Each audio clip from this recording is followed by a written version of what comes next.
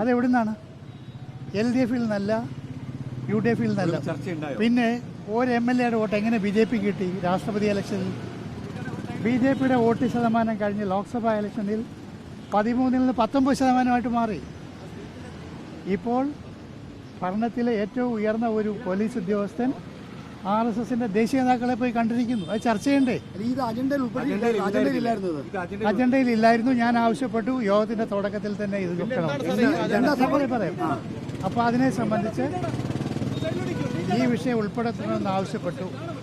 വളരെ സൂക്ഷ്മമായ RSSന്റെ വളർച്ച.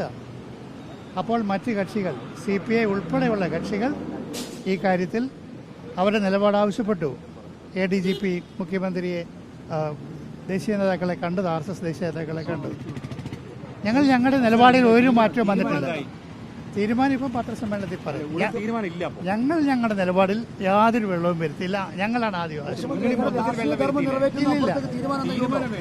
തീരുമാനം മുഖ്യമന്ത്രി പറഞ്ഞത് ഈ കാര്യം കൂടി, ഈ രാഷ്ട്രീയ പ്രശ്നം കൂടി അന്വേഷണത്തിന്റെ പരിധിയിൽ കൊണ്ടുവരും.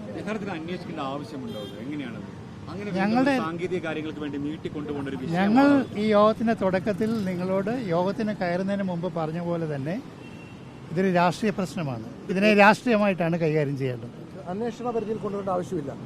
ഇപ്പോൾ മുഖ്യമന്ത്രി പറഞ്ഞ സ്ഥിതിക്ക് ഇനി നമുക്ക് അതിനെതിരായിട്ട് പറയാൻ സാധിക്കത്തില്ല. കാരണം LDF-ന്റെ ഒരു ഡിസിപ്ലിൻ ഉണ്ട്, അതേസമയം തന്നെ ഞങ്ങളുടെ നിലപാടുമുണ്ട്.